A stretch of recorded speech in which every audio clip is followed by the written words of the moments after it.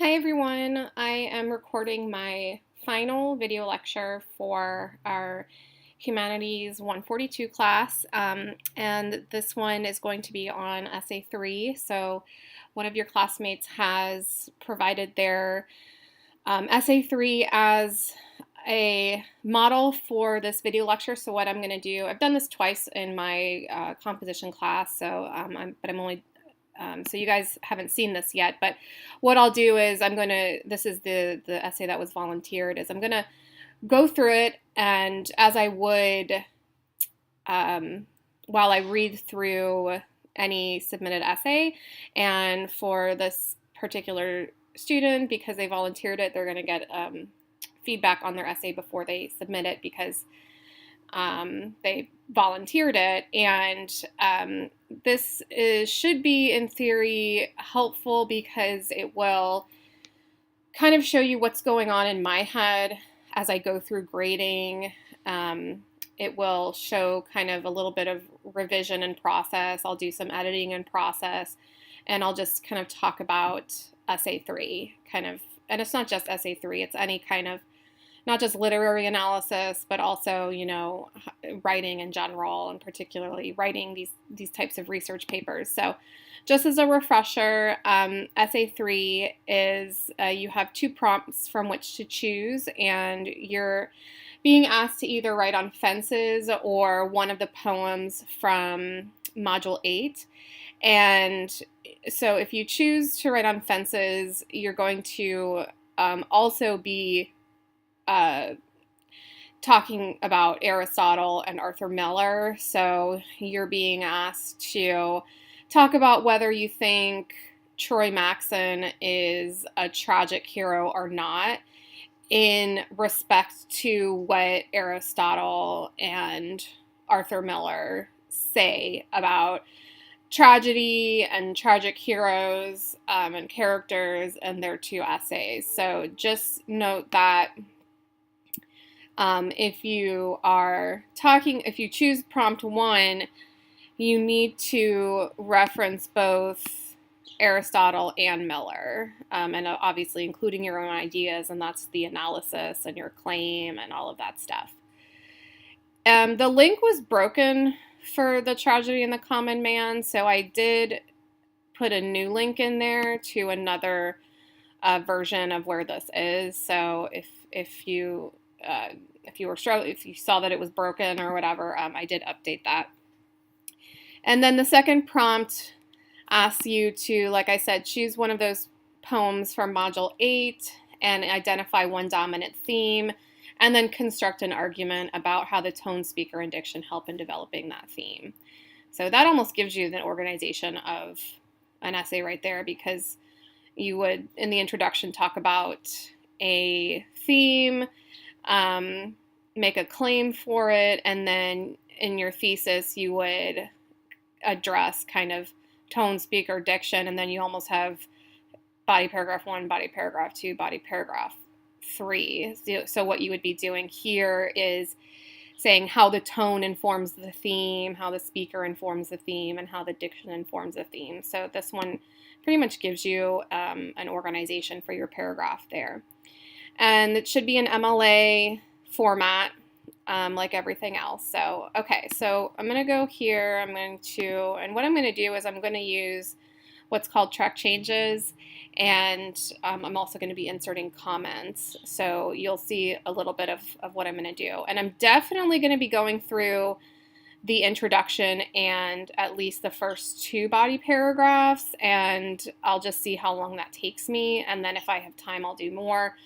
If not, I might just kind of parse through the rest of the essay and then look at the works cited page. So the first thing I'm going to look at is the MLA really quickly. So the student they have the 4 lines, but they do have these 2 inverted. So what you want is, it's always to the 2 names first and then the course rubric. So I'm just going to switch those around for the student. They have their header up here, but I can tell that it's in the wrong font, so I'm going to modify that to be in Times New Roman, and then make sure it's in size 12, which it's not. And so now they have the correct font and size in their header. I'm also going to just kind of going through this, I can see that the student has these additional spacing, so they haven't done the correct spacing for this essay. So I'm just going to select all, and I've shown this in a number of video lectures. And I'm going to go to line spacing options, and I'm going to make sure that the before and after are set at 0 and the line spacing is set at double. And we're going to see a little bit of a change there. There's an extra space here that I'm going to get rid of because you don't want any extra spaces there. And I'm just going to double check the margins to make sure they are correct. They're 1 inch all around, and everything else looks to be in Times New Roman. I'm going to bump this up because you don't want our indentations. We don't have those extra spaces in indentations. We don't have extra spaces between paragraphs because the indentation does that work for us in terms of the visual design of the document. So that's why we don't need any extra spaces. There's other things doing the job so that the reader understands this is a new paragraph. If you're writing in a different writing style like APA, you might start all your paragraphs at 0, and then you would have spaces between your paragraphs because you no longer have that indentation to do that meaning-making work for your reader. Okay, so I can see right off the bat that the student is talking about prompt 1, so Troy Maxon, a tragic hero. I'm just going to double check that this is spaced or centered because it doesn't look completely centered to me, and that looks a little bit better. So what happens sometimes is that it will be at the ½ inch, like the indentation mark, and then the centering is off. So you just have to make sure that it's initially at the 0 and then center it so that it looks centered. Okay, so what I'm going to do is I'm going to go ahead and just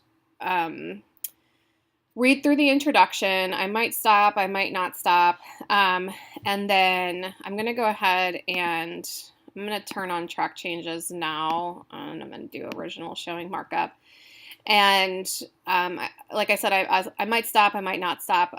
Like this is the first time I'm looking through this, so and that's because I like to try to keep this type of modeling as authentic as possible. So I don't, when I grade your work, I don't read through it and then read through it again. I read through it and then provide feedback or make kind of assessments as I'm going. Okay, so I'm going to start. Just go ahead and reading. So Aristotle and Arthur Miller, and we want that last name to be capitalized. And that's from track changes. So it's just letting the writer know that this is what I've changed. Arthur Miller and we want have because it's subject verb agreement. We have 2 authors, so we want have different ideas when it comes to I would say a tragic hero, but they both agree on I would say on one main thing that makes a character a tragic hero. And here I would use a semicolon because I'd be expecting more that the writer to provide me the information about that. So it says, sorry, it's my mother-in-law. I'm planning a wedding, so I'm getting nonstop messages. But then the next sentence is they both believe that the character has a tragic flaw that leads to their downfall. So in order to use a colon here, and like I said, I'm using a colon here because the writer is saying they both agree on one main thing that makes a character a tragic hero. I would be fully expecting within this grammatical clause that that information would not come in a different sentence. It would come after, okay, you said they agree on something. What is it? Now tell me.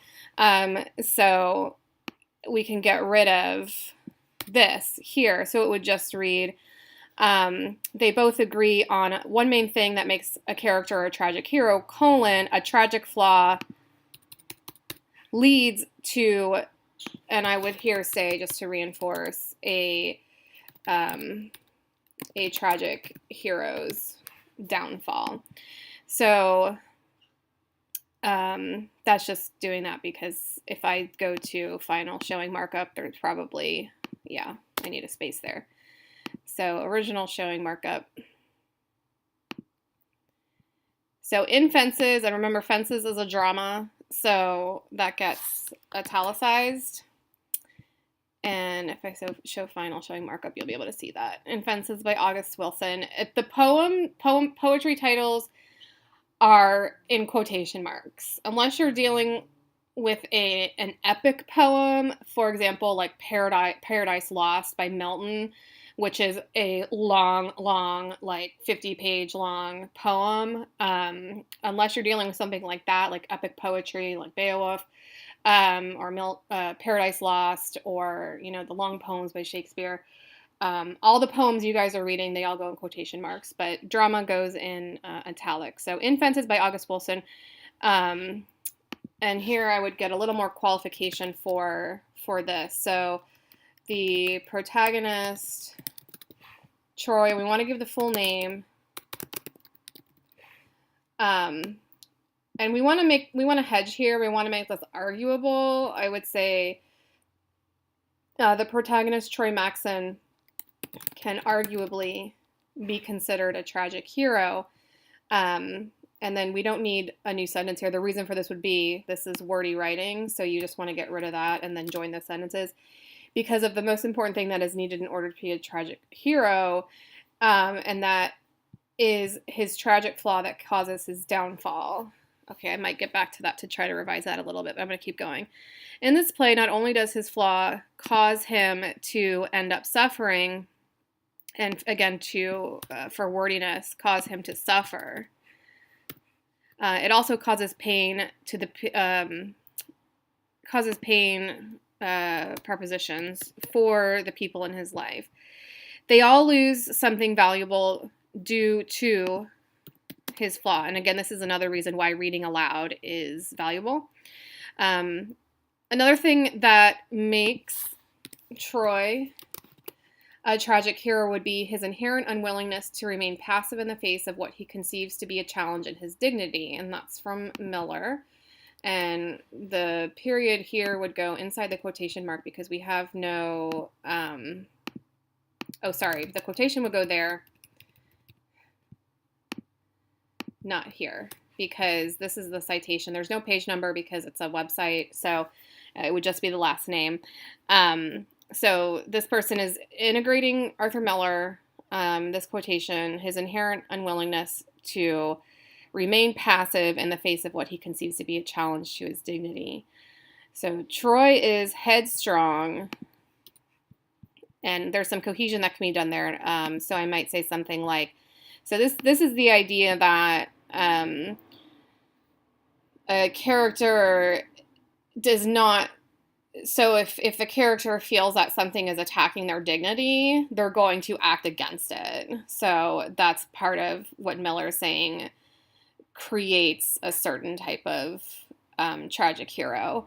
And so this next sentence, which says Troy is headstrong and would rather do what he wants than listen to the other people in his life. So this is the person giving some example, or it's not an example, but it's kind of a summary of the character of Troy in terms of, in respect to this quotation by Miller, but some more direct analysis and cohesion is needed there in order to explicitly connect what this quotation is doing, and the character of Troy. And so what I would say here, and this is just to show how easy cohesion can be, so like, and as I write, I might go back and revise my own writing, but because that's just the process of writing. But so,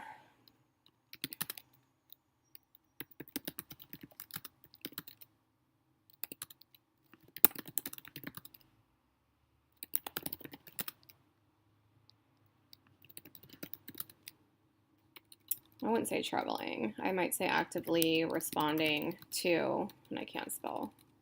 Sorry, my computer is a little lagging right now. And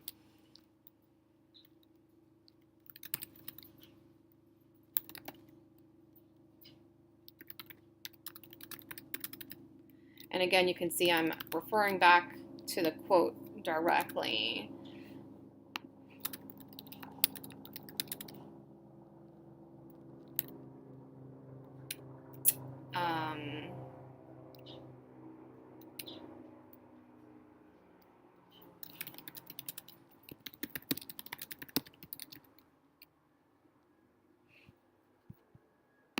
I wouldn't say it. I mean, you could, but I'm just trying to I'm trying to do good repetition here.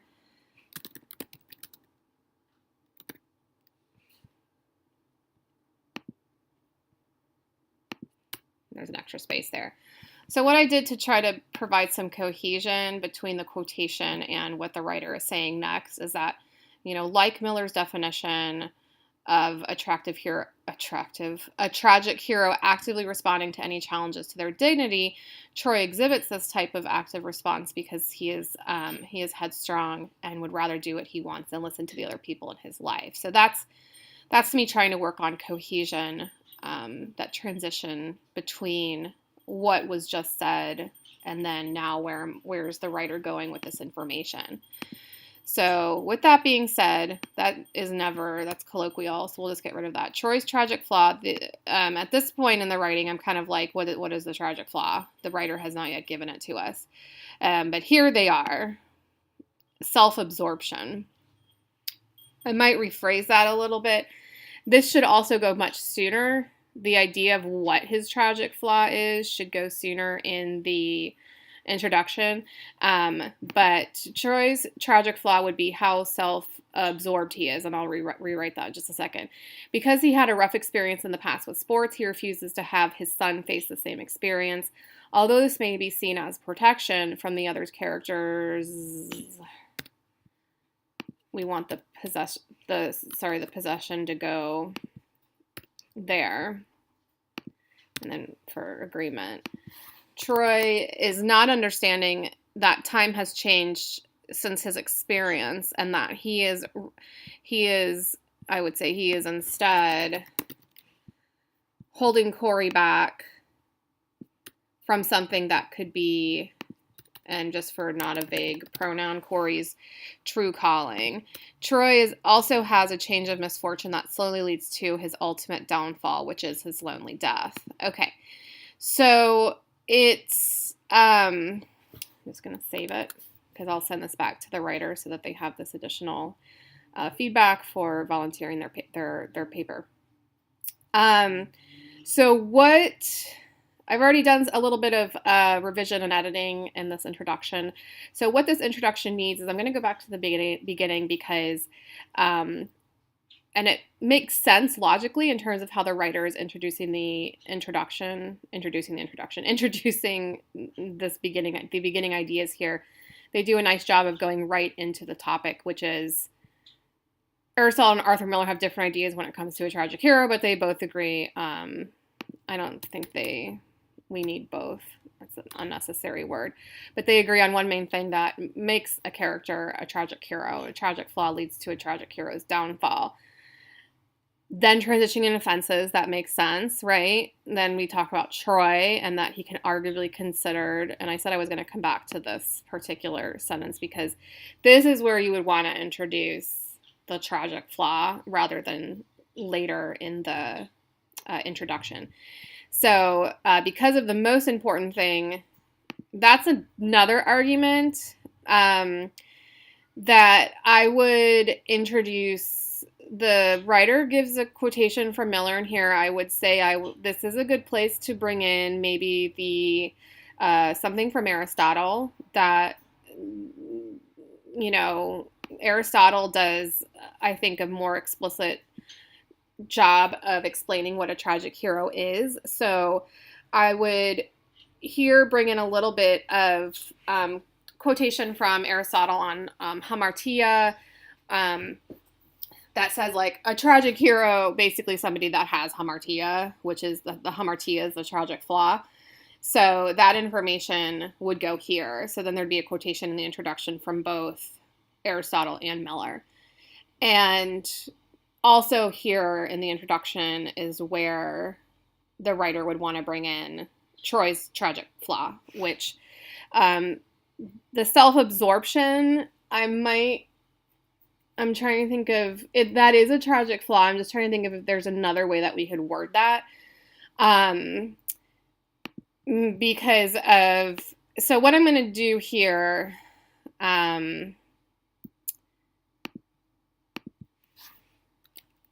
is I don't think, I would just say because of hamartia, and I didn't spell that right, hamartia. Arguably, again, because it's an argument, someone else might say, I mean, it'd be hard to argue that. Actually, no, I don't think there isn't. There is an argument, but it's so weak that I don't think it needs to be hedged because of hamartia. And then here, I would say definition of hamartia from Aristotle, or the textbook. I can't remember. I think it's from Aristotle. But the definition of hamartia, I'm just going to say from the textbook, just so it's clearer to the writer. And then there'll be a citation there. Because of hamartia, and you want that in commas because, oops, not there, here. The most important thing, and you don't need, a lot of people put,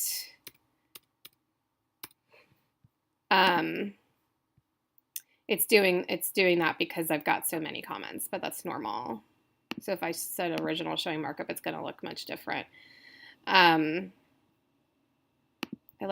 prefer to do, I could also just do final, which won't show anything. But I prefer to do at least final showing markup. So because of hamartia, definition of hamartia from the textbook, add that citation of the page number from the textbook. The most important thing needed, and I would say to edit for concision, to constitute a tragic hero. And I just want to read this full sentence because I feel like it's getting really long. So in Fences by August Wilson, the protagonist, Troy Maxon, can arguably be considered a tragic hero because of hamartia. Definition, the most important thing needed to constitute a tragic hero. I think we can end that there. And then I would say,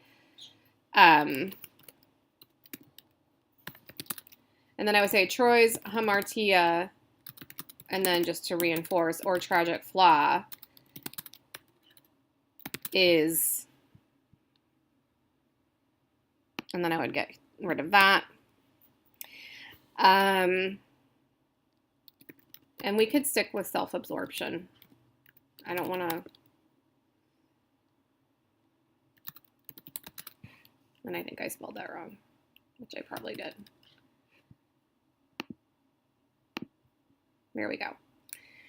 B's and P's, always messing them up. Okay, which causes his downfall. So here, this would give a little bit more information for the reader, which is necessary, and that it's providing, so I've taken that kind of organization that the writer already had, and I just made it more explicit, and I made it a little bit more robust. So, and I added some cohesion, so that the reader would not be lost, and then we wouldn't be waiting until the end of that introduction for the, because while I'm reading through the whole thing, I'm thinking, well, what is his tragic flaw?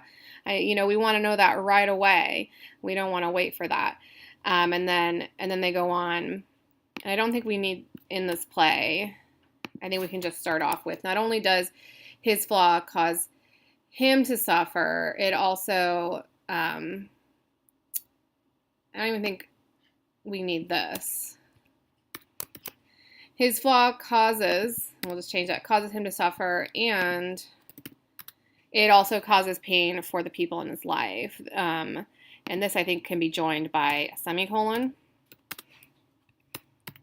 They all lose something valuable due to his flaw. Actually, I would do a colon there instead, because that's providing further qualification as to what came before it. A semicolon would be more like, this is one idea and this is a slightly related idea, but it's not building on the previously stated idea. Another thing that makes Troy a tragic hero would be his, and then there's a quotation from Miller. We did the cohesion here. I don't know why it's saying headstrong is not one word. Headstrong is one word. So, and would rather do what he wants than listen to other people's night. Troy tragic flaw would be, okay, so now we can get rid of this sentence because we've stated it before. And then we get to, and the other thing that this introduction is missing is a thesis. So I'm going to save it again. So I'm going to go back to here because now we're building up to the thesis. So because he had a rough experience in the past with sports, and you could be more specific, right? With baseball, he refuses to have his son face the same experience. So now what the writer is doing, I believe, is trying to provide some example of this idea that they've stated beforehand, which is he does what he wants rather than listen to other people. And now they're giving an example of, in this case, they're using the example of Troy refusing to let Corey play football. So I don't know if it's needed in the introduction. But I'm trying to think of how I would incorporate that idea because it is good to have an example there. And this is also an example of how his flaw is leading toward his downfall. So I just don't know if I would rhetorically state it this way. So I might say something like,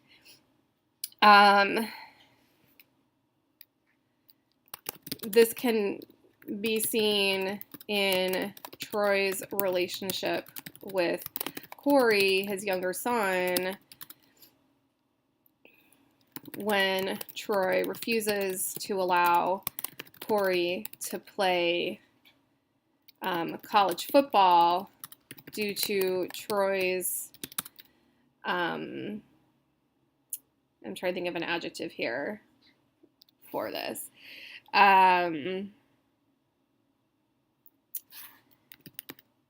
Difficult experiences, and I might even say Troy's own difficult experiences in wanting to play professional baseball, but was disallowed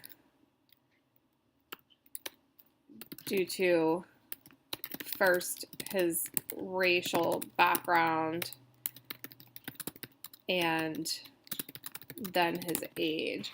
So that's it's longer, and I could probably revise that to make it a little. I also don't like that I use allow and disallowed. But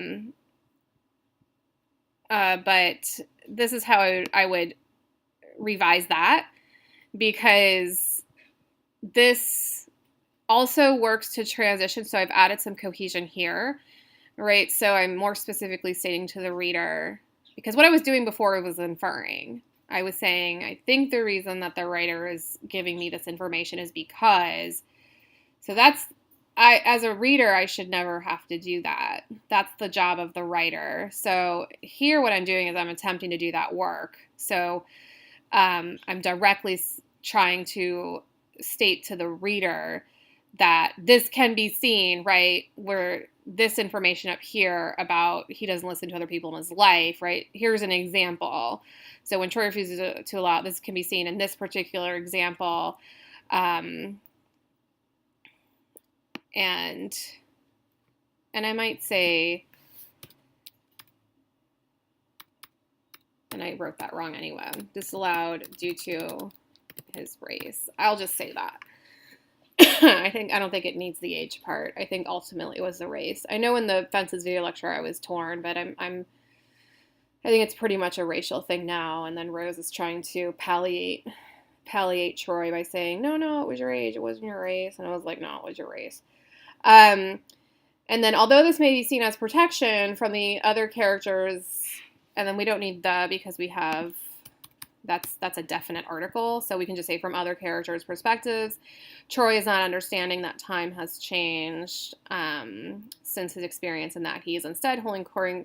I don't think any of this is needed in terms of, because what I would do here instead is go back to, you want to lead into the thesis here at this point, so the writer really wants to, You've already given us an example. Now you want to remind us how this exemplifies his tragic flaw, and then go into the thesis of Troy Maxon, the protagonist of Fences, can be considered a tragic hero because, right? So then you reiterate that idea in the thesis. So I'm going to delete this. And I'm also using track changes because it also keeps everything for the writer. So the writer, if the writer chooses that they want to keep that in there, they can then also choose to keep that in there. That's called having interpretive autonomy, that you have the autonomy to make revision choices for yourself. I'm not saying you can't keep it no matter what, right? My job as the person providing feedback is to suggest feedback, and it's up to the writer to determine with their own autonomy whether they want to keep it or not. So, so here, once we get to after this part, is after this example, right? And I might reinforce and I'm also trying to be aware of the length of the introduction, because the length of an introduction is determined by the length of the paper. So if you're writing this length of a paper, which isn't that long, it's like 3 to 4 pages, you really don't want your introduction longer than a page, in theory. If you're writing a 10-page paper, you probably want like a 2-page introduction, right? If you're writing a 20-page paper, you probably want like a 3 to 5-page introduction. So the longer your paper is, the more work you have to do in your introduction, because there's more rhetorical needs, because you're dealing with more information. So, so I'm also trying to be aware of how long this introduction is. And right now we're just shy of a page. So, but we still don't have a thesis. So this can be seen in Troy's relationship with Corey's younger son, when Troy refuses to allow Corey to play college football due to Troy's own difficult experiences in wanting to play professional baseball, but was disallowed due to his race.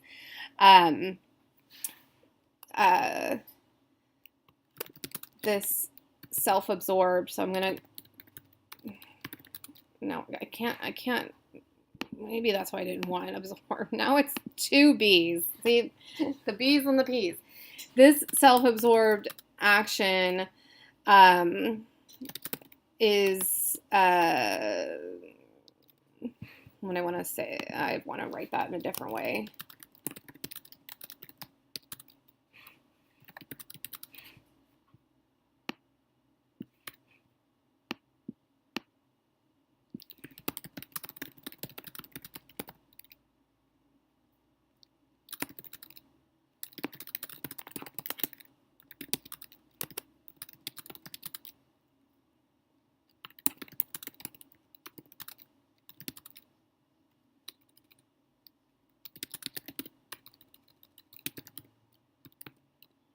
Here I'll use the P, right?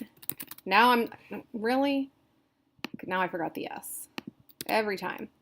Now I'm trying to write the thesis. I'm going to try to integrate my language with the student's last sentence here.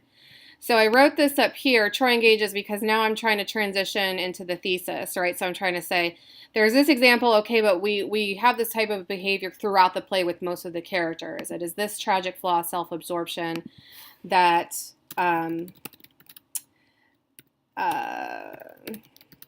nope, don't like that word.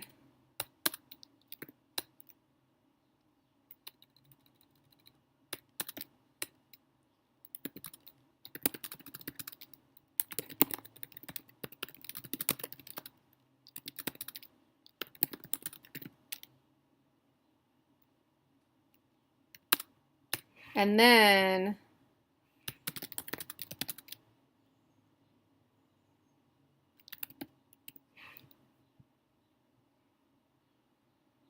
what I would do is join this. That is not the word flaw. I apologize. I know this isn't the most interesting thing to watch, but this is the work of writing.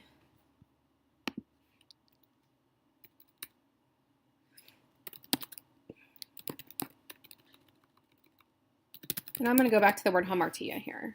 If I could spell it correctly, that would be great. Here we go. Hamartia slowly leads to the ultimate downfall, which is his lonely death. Okay, so they've established, so I've integrated, so this then functions as the thesis, because I'm now going back to the idea of the thesis should be a response, a direct response to the question. This is also the same thing for test taking. Things that, right, the thesis, so,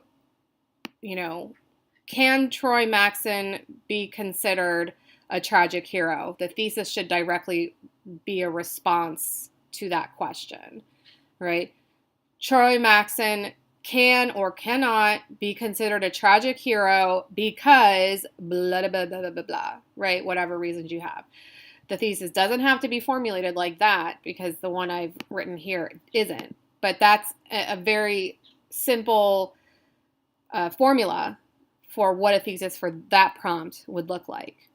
If you were doing the second one, your thesis would look something like, well, you'd have to do a lot of work before the thesis to explain, first contextual information. Here's the poem I'm talking about. This is the poem I'm dealing with.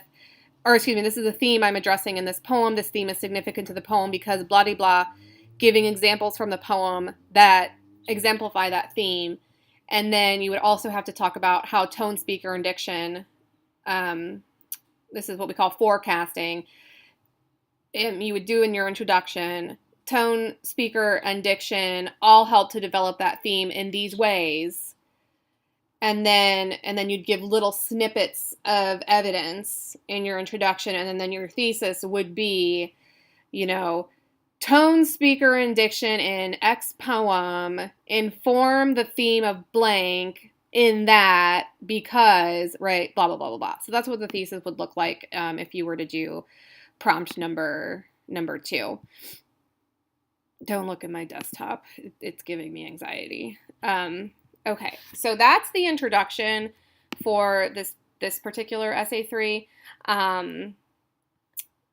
Just to talk briefly about titles. Titles are an MLA prescription, and the titles should directly reflect the thesis. So, and I haven't said much about titles because there's more things that are important to talk about when we're doing literary analysis, especially at this level, or even in academic writing at this level.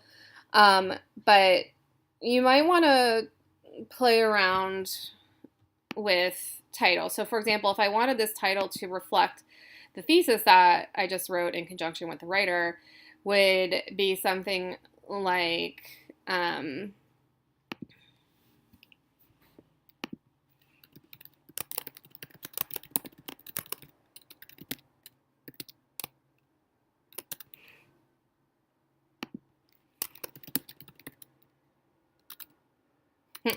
I'll show you what a nice long academic title looks like.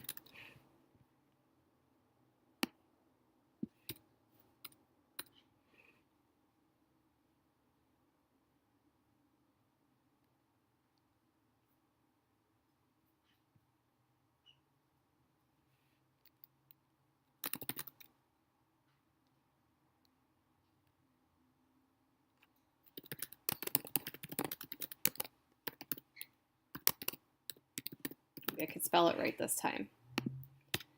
That's what an MLA academic title might look like for this paper. It fully addresses what this paper is about. So this paper is, right, Aristotle, Arthur Miller, and 20th Century Tragic Heroes, because this is a 1985 play, right? And Miller is also 20th century. Aristotle, definitely not. Troy Maxon and the Hummerty of Self-Absorption. So by reading that title, I already have an idea of what this person is arguing. That's the beauty of a title.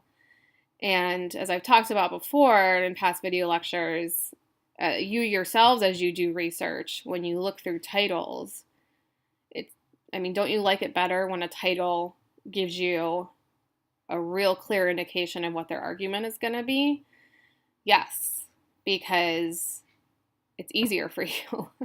So it's easier for you to understand this is what this article's or this whatever is arguing, and that's what you want your own topic sentences to do. And look at that, we have a beautiful one-page introduction. Okay, so I'm going to save that. So I'm going to kind of look at the first. I'm going to turn track changes off. I don't like to do track changes when I do like paragraph things, but I'm just going to make sure that they're all like that. I'm going to look briefly at at least the first body paragraph because it took me a little while to get through that introduction. But okay, so it's short. So I'm wondering what it's talking about. So let's look. So like Arthur Miller said, the tragic hero cannot stand still and let things happen that would hurt them. This would apply to Troy.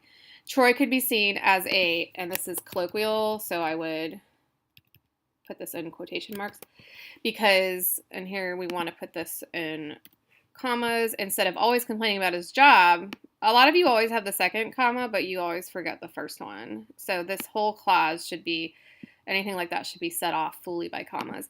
He decides, because in MLA we talk about texts in the present. It's called the literary present. It's an actual tense. In MLA we talk in the literary present or the historical past. So those are the two types of tenses we use in MLA. So Troy could be seen as a go-getter because instead of always complaining about his job, he decides to fight for the chance to do something that would not usually be suggested to a person like him. And my initial response is, a person like who? So I'm going to make that a comment here. I assume it's because of his race, but again, I'm inferring. That's not my job. So the writer needs to be more explicit about that. This leads to him believing that things were looking up for him. I would say what leads? I assume they're talking about him getting a promotion, but I don't know. That things were looking up is colloquial, so I'd say looking well for him. We don't need the comma here because since is a subordinating conjunction, and you never put commas before subordinating conjunctions. Since he believes that there is only one good thing in his life, what is that? So that's unclear. So I would say, what is the, oh gosh, I can't spell today. It's driving me crazy. What is the one good thing in his life?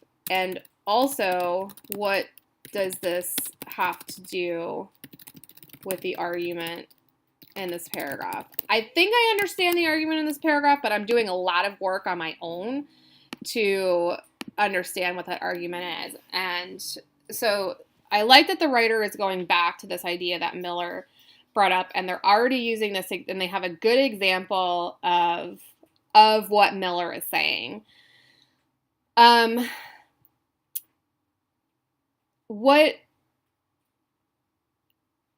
this is, I would revise this here. So like Arthur Miller says, because they're talking about the this is the literary, that was in the historical past, but since we're talking about a text, we would say we're talking about Arthur Miller says in the text, right? We're not talking about something Arthur Miller did in his life.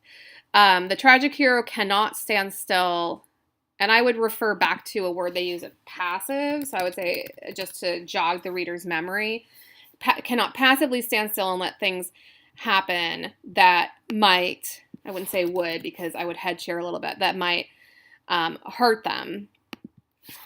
And I would join this, and this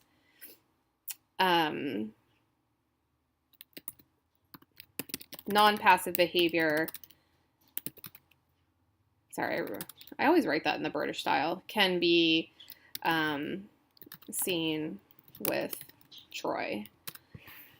And then we would delete this here. So that, I just rewrote that to try to make it a little bit stronger of a topic sentence. could be seen, again, that's that past tense we want, can be seen as a go-getter because instead of always complaining of his job, he decides to fight for his chance to something that would not use, blah, blah, blah. So what we're also missing here is evidence. So I think, so there's information missing in this paragraph because I know what I think, and I'm just briefly looking at, because I want to make, because sometimes what people do is they break paragraphs into two, and I just want to make sure I'm not going to say something that the writer has put somewhere else. But it seems here they're talking about Corey, so I'm not going to, yeah, because they're talking about Corey and working at the A&P. So what this paragraph needs is evidence, first of all. So I'm going to make a comment for the writer just here, and it's going to be a longer comment. So I'm going to say, what this paragraph, my computer's lagging because I have a lot of comments and track changes, is missing is evidence and specificity. So what I think this writer is doing is they are rightfully using this example of Troy not just passively sitting around and saying, why can't I be a driver, right? Troy goes to management and says, why can't I be a driver? And then he eventually gets the job of a driver, which I think is better, right? Because they're driving and they're not having to do all this manual labor of putting the rubbish into the truck or whatever. So, but what the writer needs is evidence of that. And then, so what I'm writing here is what this paragraph is missing is evidence and specificity about Troy's active response to wanting to drive rather than pick up garbage. I have to wait for. And then the other thing this paragraph is missing that's really important is how this factors into the thesis. So pointing back to the thesis, because then what the writer needs to do is say, okay, I've talked about Miller. I've given this example of Troy's behavior, which, okay, well, how does that feed into his definition of a tragic hero? So which the writer would want to do at the end of the paragraph. So that's also missing here. So I will make that note for the writer as well. So you also want to include how this evidence is helping support the thesis and demonstrating that Troy is indeed a tragic hero. I know